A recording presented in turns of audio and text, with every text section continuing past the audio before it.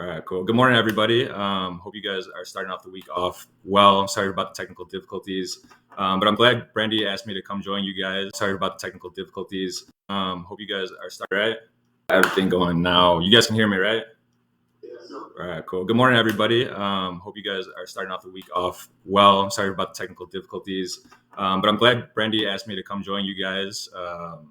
You guys look like you're doing well over there. Hopefully you guys help Brandy set up all the audio and the equipment and everything. So, like I said again, thanks again for having me here. I'm not sure exactly what Brandy went over with you guys as far as my background, because it can go up, down, all over the place. But I kind of do a little bit of everything. She may have told you I'm a football player, so I guess that's usually how I identify first. But I also do bobsledding this last year or so. Not everybody knows what bobsledding is. If you guys have ever seen Cool Runnings from the Disney Channel, it's usually the first question that everyone likes to ask me, like, "Oh, like the Jamaican bobsledders?" I'm like, "Yeah, I guess so." When I first got into that, I really didn't know what bobsledding was either. I didn't really know too many details about it. I've been playing, football and different sports since I was a kid, probably about 6 years old. Surrounded by a really great family. My mom and dad, both very loving, pushed me into sports. My dad actually had polio when he was a kid, which is a really bad virus in the 50s. So he didn't get to play sports himself past high school, but he was a really great athlete himself. One of his legs was shorter than the other, so he couldn't really take it further than he wanted to.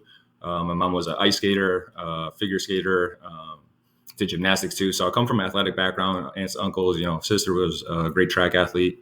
So I've been around sports and a team environment my whole life. So I'm sure, most of you guys can identify having to be in some kind of team setting. Like even today, you guys are in a team setting, work projects together and whatnot. So I think that shaped a huge role into the impact of who I am, the people that I've met, the people that I get to talk to on a daily basis, that have helped me become who I am, as ongoing project, just like I'm sure you guys all have areas that you're working on.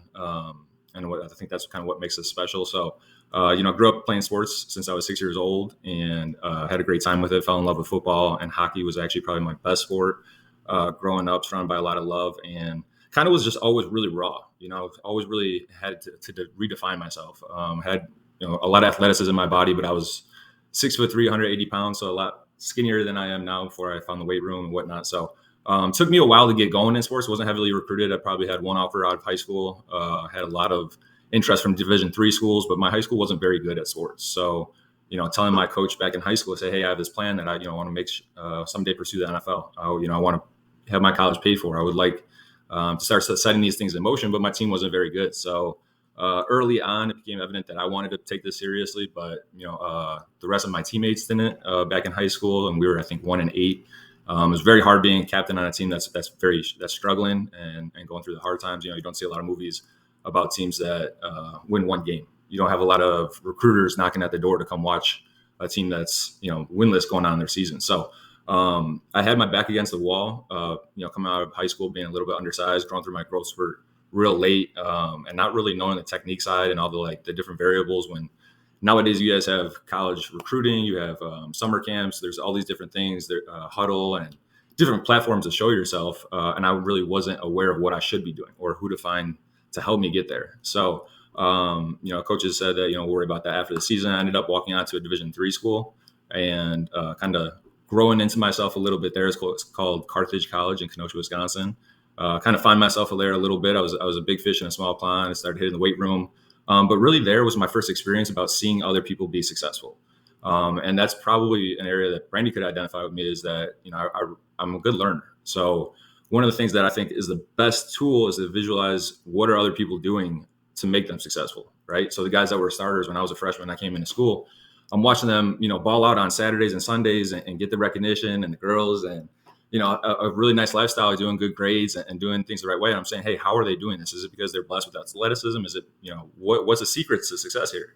And it was the way they worked, it was the way they put the work in the weight room. It was the way they studied film. It was the way they talked to the coaches because they cared about something, right? Now I cared about it a lot too, but I didn't know that I had to care about it so much that I would have to put more effort in the weight room. I have to put more effort into film. I have to put more effort into my homework. I have to put more effort into my relationships and pouring into people.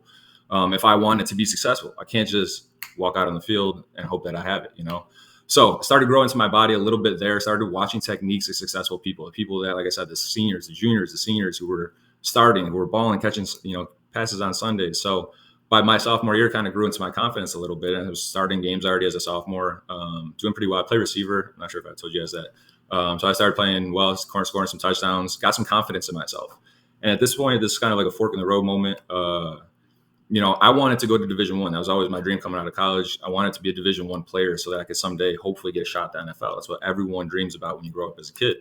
If you ask most kids nowadays what they want to be when you grow up, or probably even ask you guys this right now, you don't just set low expectations for yourself. You don't say, I really wish someday that I could work in a library, or if I could, go serve tacos, or, not to say that there's anything wrong with those jobs, but you don't set low expectations for yourself, and kids don't either. You don't ask a kid what they want to be. And they'll say the president of the United States. They'll say an NBA player. They'll say I want to be the fastest man alive. Right? You have these big expectations of yourself when you're little, and I don't think that you should diminish those as you go on. Right? So I started having bigger expectations for myself. I started getting successful in the weight room, building weight. I was starting games, catching touchdowns, like starting to get recruited a little bit by other schools. And at that point, I was like, all right, now I have to make a decision.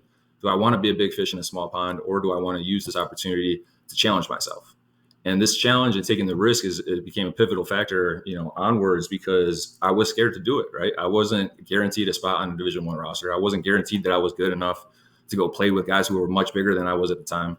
Nothing was guaranteed about it. It would have been much easier to be safe and be like, you know what, I'm going to get good grades here. I'm going to finish off my season. I'm going to get a good job. That could be the easy route to do, but I wanted to challenge myself. So I remember going back to my high school and asking the coaches, hey, what do you guys think about this? I'm starting here. I'm doing really well. I think I'm, up to the level that I can get to. And I still remember, I'm not faulting them at all, but I still remember the look that they gave me. They're like, Tim, do you really think you could play with the big boys? Like, those guys are big.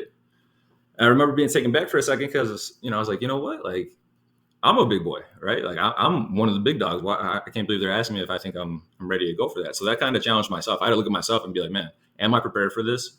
Am I accepting the challenge, the risks and whatnot, and then go forward with it? So that's what I did. That meeting kind of woke me up, like that inner wolf, or, boxers have it. They could say the dog in them. So, that kind of woke me up a little bit. And then I transferred to University of Illinois. Great school, great academic career. My sister went there. So it's like my big sister was watching out for me. They're doing really well right now. If you guys pay attention to college football at all, go Illini. So that's where I went. I went to U of I, and I had different challenges there too. I'm sure everybody here is going through different challenges, whether it's your school, whether it's sports, whether it's your relationships, parents. Recently I was in a room and someone was giving a talk, and he asked the class, he said, hey, raise your hand. You can close your eyes. Raise your hand if you're struggling with something, anything.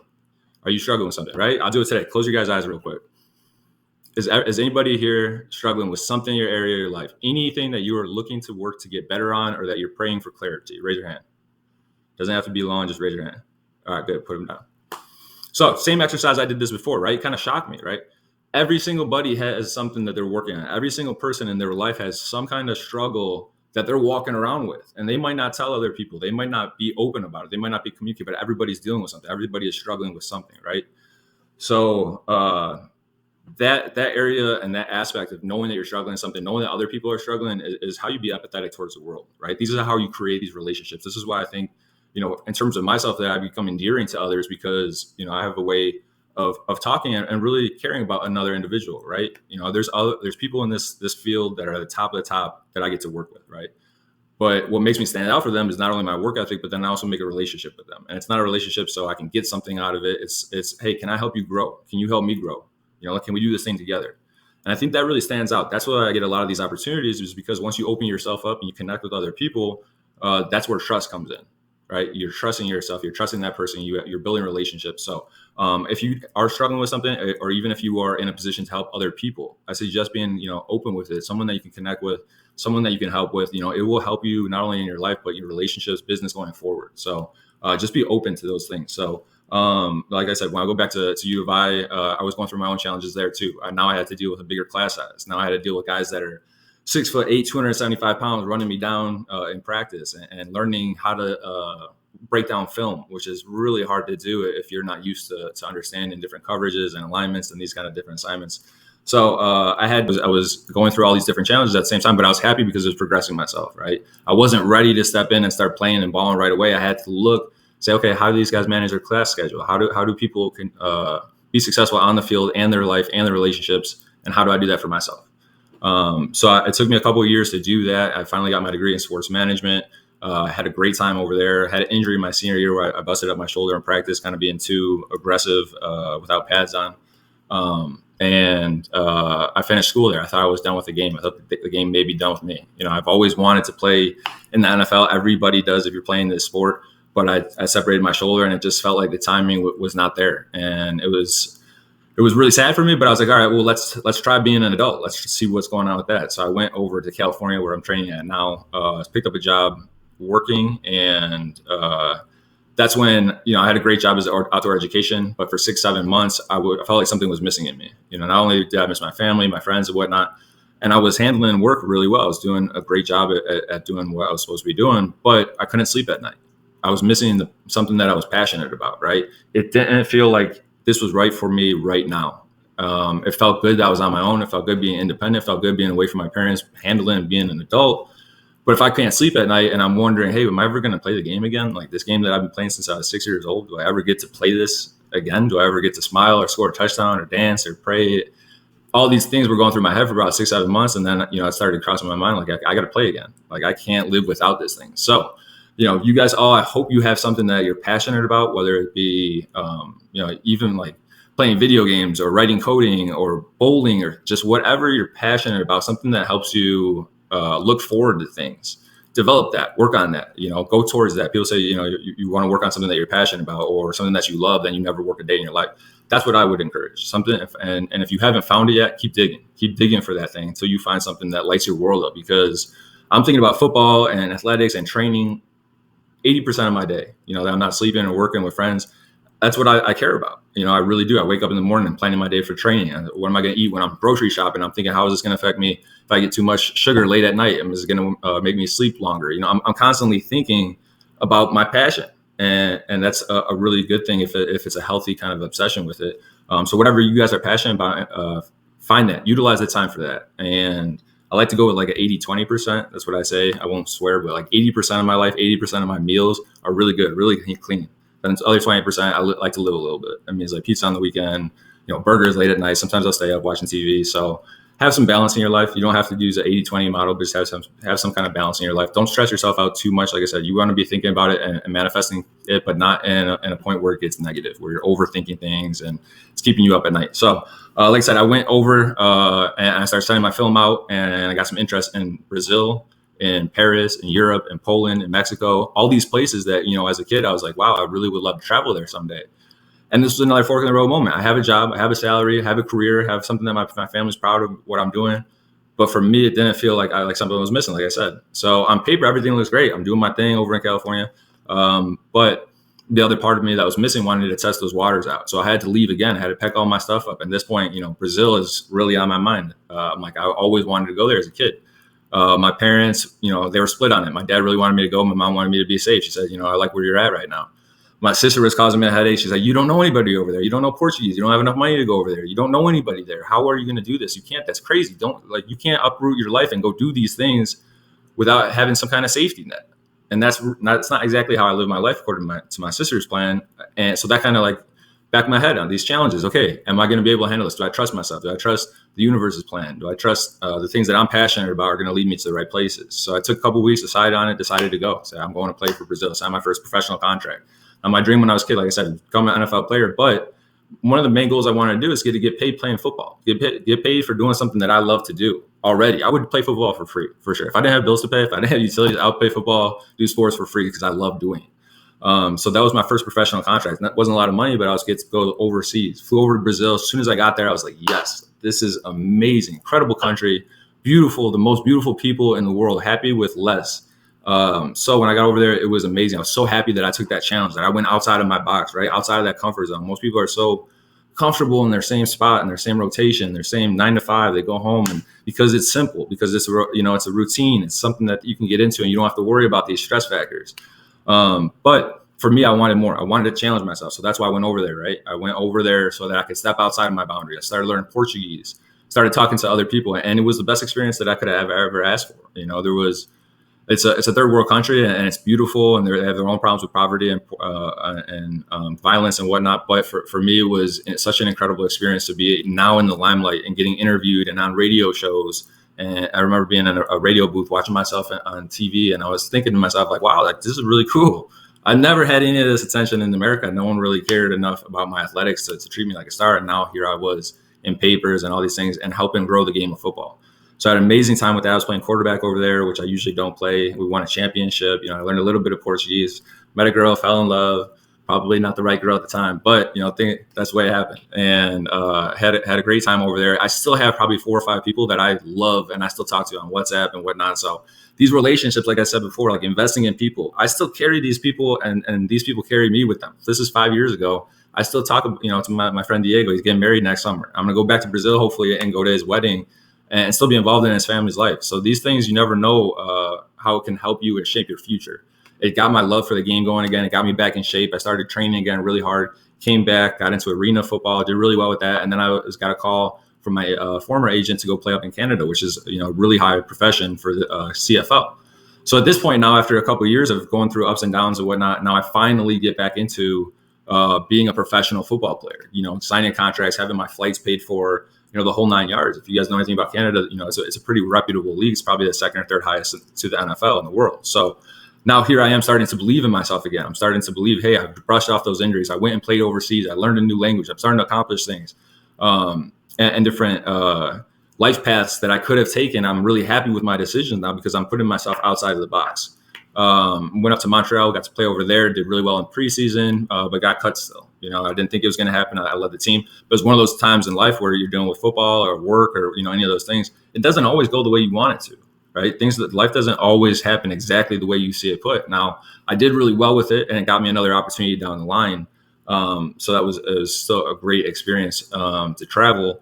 And this is a little bit what Brandy wanted me to talk to you guys about, a little bit about having faith, because faith to me means trust. It can mean a lot of different things, but faith to me means believing in something that's bigger than you, right? And believing in your path and your destiny and that you are kind of in this world for a purpose, not just randomly. So as I'm meeting more people, as I'm going to different places, as I'm learning new things about myself and other things, I'm starting to develop more faith in myself and my journey.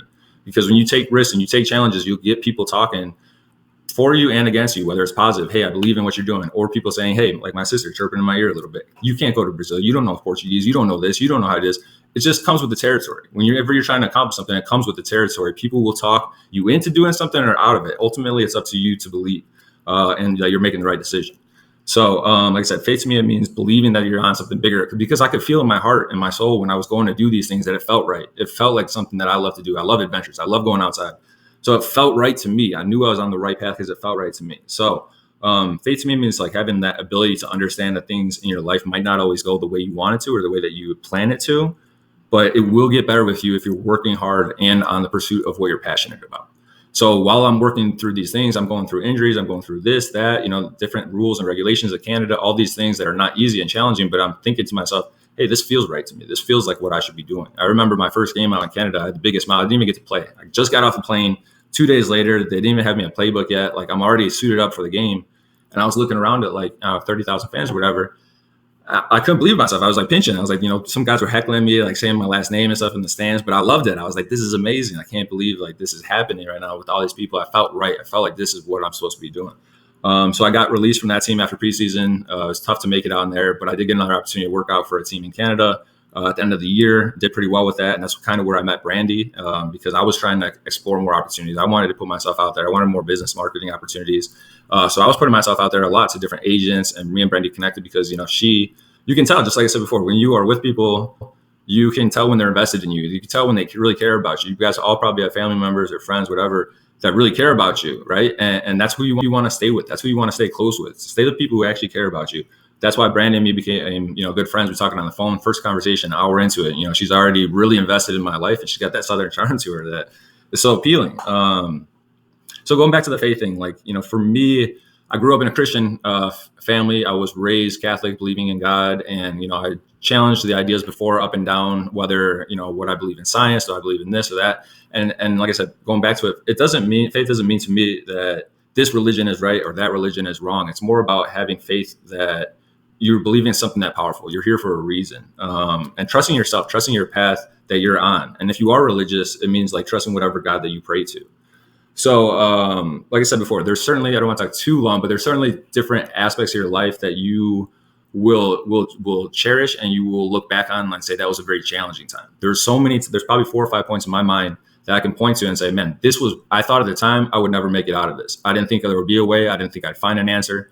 And somehow I got through it. So there's been some parts of my journey that have been really ugly. Some things that I wish never happened to me. I wish that at the time that I wouldn't go through these things. I was going through a contract situation with the team where I felt like I had finally earned my right to be paid for what I'm doing. And the contract situation at the time was very difficult for me. I didn't have answers from my agent, not Brandon. I didn't have answers from my family. No one really knew what I was supposed to be doing or how to handle this situation. And for about 2 years, I was stuck in this gray area of, hey, I can't really tell the world what's going on. No, the world doesn't have answers for me. I'm stuck over here punching holes in the wall, and I don't get angry easily. I don't. But here I am frustrated about this, where I can't play, I can't get paid. No one knows why. People think I'm either hurt or in trouble or something because they saw me doing really well, and now I just fell off. For about a year and a half, I'm in this black hole. So that was the hardest challenge for me, like mentally, to go through this. Why is this happening to me? I did everything right. I'm doing the right way. I invested in myself, my training, my diet, everything was prepared for this opportunity that fell through to me. And I was left wondering, why is this happening? Right? Why? It doesn't make any sense. So while I was in limbo, I got a text from a coach friend of mine. He said, hey, we're doing pro days, but since it's COVID, we're not going to be doing the pro day anymore. Pro day is where you get an opportunity. Usually quarterbacks go out there, they throw, there's NFL scouts, it's coming. It's a big deal. So this one was going to be for UCLA. I wanted to put myself in front of scouts. I was like, okay, this is a great opportunity. COVID happened, so that shut it down. Now I'm sitting around like, man, I don't really know what to do with my life right now. I don't know what I'm supposed to be doing. I don't know who I should talk to. I got invited to that same coach invited me to another workout. Said, hey, there's gonna be quarterbacks there. Won't be any scouts, but just come in, we'll get some work. And usually when people invite me to things, like it's an opportunity, whether I'm scared about the challenge or not, I'll go do it. I'll be like, all right, this will test me, throw me out there. So it's just another workout. Went out there, just having fun, running routes, showing, my skill and whatnot. And there wasn't scouts there. It was just another day. But one gentleman that was there, who had his son there, came over there and saw me working around a lot, and put his hand on my shoulder and said, hey man, what's your story? Who are you? You look really good. Who are you playing for? And at the time I was still training, still hungry, still catching the ball well. So this guy comes over, puts his arm around me, and says, tell me about you. I said, Tim, tell me about you. Like, what's going on? What's your story? I want to hear your background. And it ended up being a trainer. I'm not sure if you guys are familiar with him, but he's an amazing man. His name's Todd Durkin. Brandy knows of him. He's Drew Brees' personal trainer. He's been on Netflix. He's an incredible soul that just pushes people and wants the best from you. He was at this workout, and his son was there throwing, and I happened to be out there helping train some of his younger guys. Like, I was just showing them some moves, some footwork stuff. I was just showing them things that I've learned in this game, not for any other reason, just to help them out. And that is what Durkin told me later in another meeting that stood out me from everybody else. Wasn't that I was catching the ball really, wasn't that I was in shape at 6'4" and strong, wasn't that I was leaping out. He said that moment when he saw me helping other people is what stuck him out from the thousands of athletes that he's seen. He's a personal trainer. He's seen every kind of athlete. He said that's what made him want to find out who I am. Those little things that you can't teach, those little things that you can't coach, about being there for other people, is what is going to progress you and yourself too. You will get opportunities from hard work, from people knowing that you want to work hard for it, that you're persistent, that you're resilient. These opportunities don't come just by chance. So I got to meet Todd Durkin, right? We exchanged phone numbers, told my story a little bit. And at this time, this is when I'm going through this contract situation. This is when I'm in the darkest tunnel of my life at the moment. I'm like, man, I don't know what to do or where to go, who to talk about this. Enter Todd Durkin, boom. So these moments where I've had these up and down moments are big faith opportunities for me, because then at that workout, I started looking up at the sun, and I remember thinking, man, it's such a beautiful experience how that just came to fruition. It's such a beautiful opportunity. This man just pours in life into me. He got my hopes up again. He got me realizing that I can still do this, and that I might be able to find a way out of this. He introduced me to Chase Daniel, who's one of the best backups in the NFL. He introduced me to Drew Brees. I'm starting to get on the field with other professionals, catching from Drew Brees, one of the best legendary quarterbacks in the NFL. 3-4 weeks after, I'm punching holes in the wall, wondering why I'm going through this, right? So the universe is kind of opening me back up, sending me signs. Hey, put your head down, get back to work, be there for other people, and good things will happen. So that started going forward. Yeah. Hey, I'm sorry to interrupt you. We only have about 8 minutes left. Okay. So, can we get a couple of questions in? Yeah. Okay. Let me wrap this up real quick. Give me one more minute. So that's what I just want you guys to take away from it. Open yourself up to other journeys, right? Open yourself up to trusting yourself, what you really want in life, whether it's to be a great husband, to be a great wife, or to be a teacher, whatever it is. Invest in it, right? Put yourself all the way into it, and then pour into other people too. Pour into people that might need your help. Somebody who's looking down, who might be struggling with something, pour into them, right? Pour into yourself too. So just put yourself out there, take some risks, but take some calculated risks, have fun. And then, like I said, you never know the things that can happen for you. Brandy mentioned that I do bobsledding with the Team USA now because of Todd Durkin opened that door for me. I've gotten to work with Jameis Winston, Mike Evans, Brett Favre, all these guys because of myself, putting myself out there and trusting the journey that I'm on. So I not threw a lot at you guys. If you guys have questions for me, I'm sure we can go over some things. We have a couple more minutes. Who's got something good? Yes, ma'am, Des. Can you hear me, Tim? Yeah, I can hear you. How are you doing? Okay, my name is Desiree Curtin. I'm a basketball player. Okay, I can see it. You got some handles. My first question is, when you were making your decision and like committing to college, you stated like you didn't know if you wanted to be a big fish in that pond, or Yeah. I kind of have that same kind of decision making thing. Okay. So I guess it's like, do you have any regrets on your decision? I don't have any regrets. So that's a great question, though, because when you're putting yourself out there challenge, you have to go over the risk. You have to go over the reward, right? To me, I felt underprepared going into the Division I level. I said, hey, I think I have the talent to do it, but I maybe not know how everything goes into it. So I don't have any regrets in that regard. What I do wish I did a little bit more before making that challenge was more research. I wish I would have put into myself, the aspect of junior colleges, of how to get recruited myself instead of having to just show up somewhere and impress people. So that's the challenge. I'm really glad that I stepped outside of my comfort box to go do that and help myself. I just wish I would have helped myself a little bit more by doing the homework required. I wish I would have looked into schools and looked into systems that I fit really well, coaches that like my body type, these kind of things that could have helped me, further for success. But I don't have any regrets about it because, it's where I am now. It's the people I know, the path that I'm on right now, getting ready for the XFL and hopefully be drafted next week. Is all because of those prior decisions. But great questions. Yeah, let's go. Somebody else? And everyone had 3 questions. Somebody better ask one. Yeah, Cameron. How you doing? My name is Cameron. I run track. How do you face adversity? That's a great question. So adversity for me before, when I was going through high school and everything, I kind of shied away from it. Like, I'm not a confrontational person. I'm not a guy who's going to get in fights with people. I choose love over hate most of the time. But when adversity hits you, it forces you to grow up. You probably all have been through one situation or 2 situations in your life that you can kind of remember. Like, man, that was kind of scary at the time. That was kind of challenging. That was adversity. When I was going through these, losing all those games in high school, I'm like, man, I care about this team so much, but somehow we're 0-8 or we're 1-8 or, all these things. And I'm almost crying, sitting to myself at home at like 2 a.m. Everybody else would go to sleep. I'm still thinking about it. Like, man, why are we not winning? Why are, this is for my community. This is for my classes. My teachers care about this. Why are we failing? Right. That was adversity to me.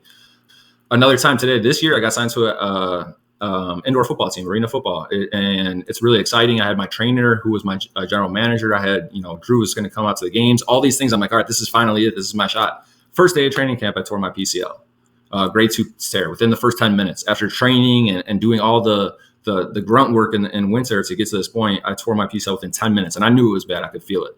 So these times of adversity, I'm really uncomfortable. I'm really like, man, I don't know what to do, but I trust myself. I trust that I have faith in something bigger is going to happen. I might not see it right now, but I've been through other experiences like that contract situation. It was so ugly for so long, for a year and a half, but something beautiful came out of it, right? My relationship with my trainer now, his family, his friends. When I got hurt and I felt like I didn't have anyone to talk to, my trainer, I said, hey, come stay with me. You're coming here 4 days. Get over here right now. I'm feeding you. I'm taking care of you. He invested in me, right? Because he knew that I cared about it. He knew I was a good person. That becomes more than just football. That's more than just sport, right? Those are the relationships I was talking about before. When times are really tough, you got to lean on other people. So going through adversity, I think, shapes you to who you are. If you trust the process of going through challenges, failing, success, you'll come out of it better than you went into it. And then also having great people to lean on, right? You can't do these things alone. You need help. Your parents, friends, family. You need other people to help you do it. All right, Colton. Colton Waters. I just kind of finished playing football and kind of gone through some of the same struggles as you. I was just wondering, during those dark times, how did you keep your mental health up? And what did you do to prepare for that? Well, I've gotten into some things the last few years. That's another great question too, because mental health is now finally being talked about. It's finally in discussion, right? People are really caring about it because like I said before, if everybody's struggling with something, maybe we should be taking some time to work on it. Maybe we should be taking some time to talk about it. So the last couple of years, what I've gotten into is yoga, meditation. I have a morning routine that I start every single day. I did it this morning before, preparing for this. Come down, have my breakfast, have my quiet time, put my phone on Do Not Disturb, and I listen to very guided meditation and soft music to listen to in the morning. It allows me to create my own space, create my own time where this time is for me. I'm going to put my thoughts together for the rest of the day. I'm going to put my schedule together for the rest of the day.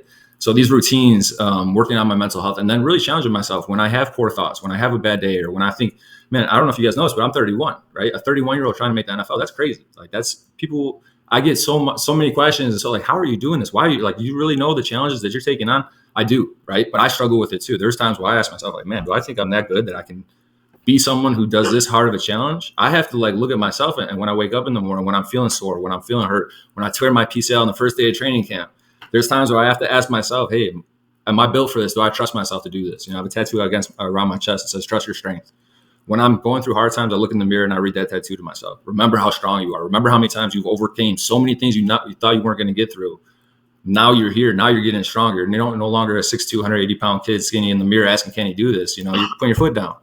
So, but that's how I've been working on my mental health, reading a lot. I have a book here. It's called The Way of Miracles. You know, I kind of like reading 2 books at a time, one to work on my mental development, another one I like nonfiction, just to keep my mind engaged, you know, so I'm not too much on social media or on the internet. You know, I'm taking time to just spend time with me and learning. So that's a really great question, though. All right, Tim. Well, we're out of time, but thank you so very, very much for doing this for our class. I know they've got a million more questions they can get to ask. Can you let them know what your Instagram handle is, so maybe they can reach out and ask more questions, or at least just try to follow your journey? Yeah, it's at t.lukas11. So Lukas is spelled with a K. It's Lukas, and then the number 11. Usually I try to post like motivational stuff, and that's another great way. If you guys do have questions or kind of want to see a little bit more of my journey, you guys can feel free to go on there, creep out if you want. Shoot me a message if you guys need help with something. You know, usually I'm pretty good at getting back to people. I want to invest in you. I want to see what your journey is, whether you're a basketball player, whether you're a former football player. You know, feel free to connect with me on there. And then you also can take the people that I follow and people that I look into. I'm only a reflection of them, right? I'm only a reflection of my parents and the people that I get to work with that have poured into me. So, kudos to Brandy, kudos to the people that are in my life. And I hope that if you guys are struggling with something and you guys are challenging yourself, that you guys see the light at the end of the tunnel. Thank you again, Tim. Yeah, you're welcome. Good luck with that.